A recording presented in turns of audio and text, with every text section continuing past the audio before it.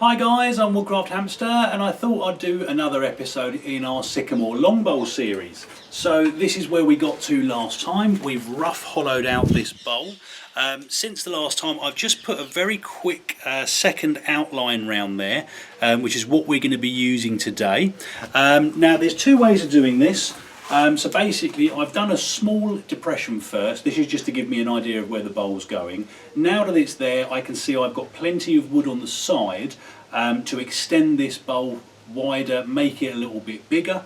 You can either do that with the adze, which is what we were doing last time, but for the purpose of this video I thought I'd do something a little bit different, and what we're going to be using is the gouge.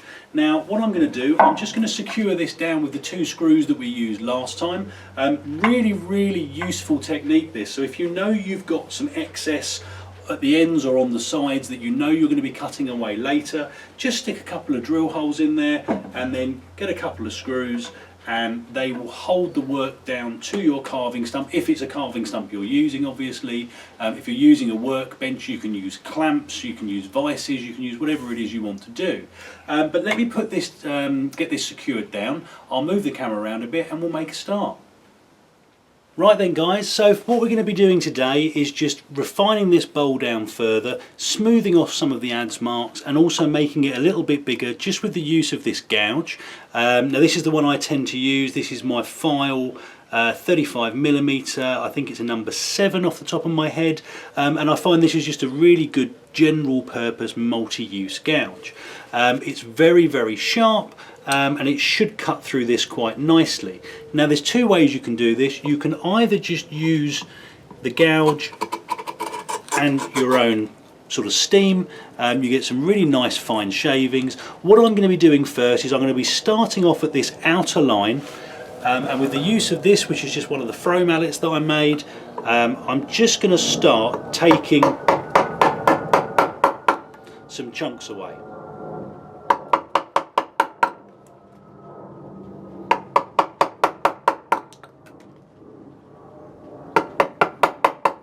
And it really is as simple as that, guys. I'll try and make a quick little bit of progress on this for you, just so I can show you what the next step is. So that's kind of one side of the bowl done, if you like, and obviously you can see quite clearly we've got a higher raised section here, and then you've got the rest of the bowl down there. And what we want to do is get from this line here, so the line that we've just started cutting from, down to here, which is sort of the bottom end of the inside of the bowl. We want those two lines to meet. So basically what we're trying to do is take this kind of protruding section here and get it in line with the bottom of the bowl. And essentially what we're after is kind of one continuous sweep. Sorry if the audio's bad, guys. It's just started raining here. I'm mindful that sounds quite loud where I am. But hopefully you can see just with these first few cuts that this area here, certainly in comparison to here and up here, we're now starting to get a slightly more gradual sweep, which is exactly what we're looking for. And again, once I've done this whole side, what I'm looking to do is then extend this into the base of the bowl as well.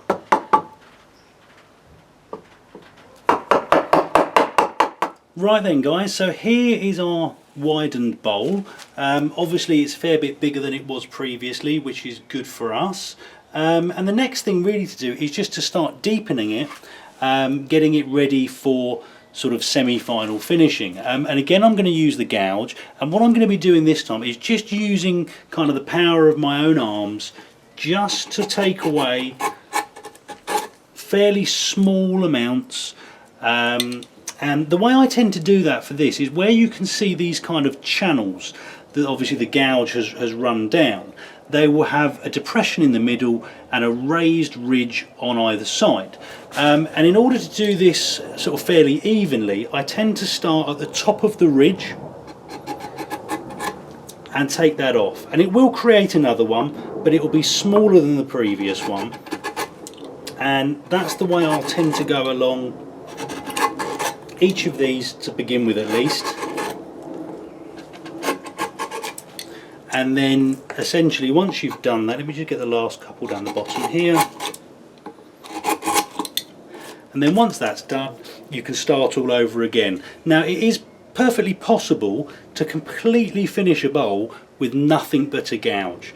I tend not to do it that way, mainly because my skill level is not that great. But what you'll basically do is keep going down again and again and again across the little ridges until such time as they are small enough so that they're basically almost imperceptible.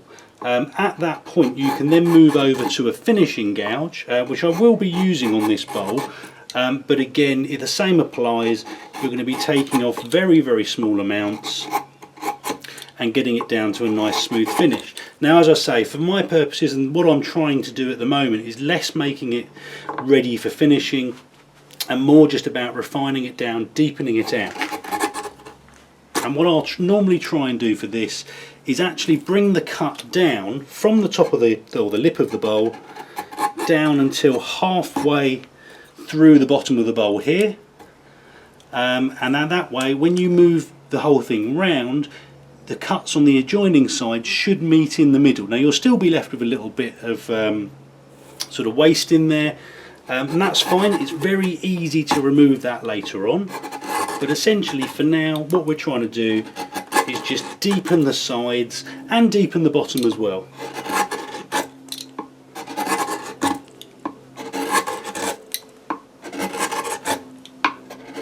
Right then guys, well that is me done for the day. This is where we've got to so far.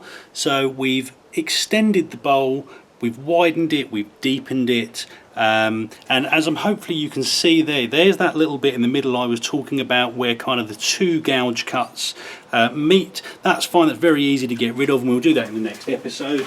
And I think what I'm going to do, next episode I'll get the smoothing gouge out. We'll give this a quick run over just to tidy it up a little bit before we start shaping the bowl. And the reason I tend to make the bowl first and try and finish it as best I can when it's in this state is it's far easier to secure this piece of work down onto my workbench like this before I start carving down the sides, carving off the ends, because I'll lose these little holes that I'm using to secure it down. And they are worth their weight in gold. The more stable you can keep your piece of work while you're doing things like adze work and gouge work, the easier your life will be as a general rule. So anyway guys, like I say, I hope it was useful. Comments and questions in the box below. Hit like and subscribe if you'd like to see more, and I hope you'll all join me next time. Thanks guys.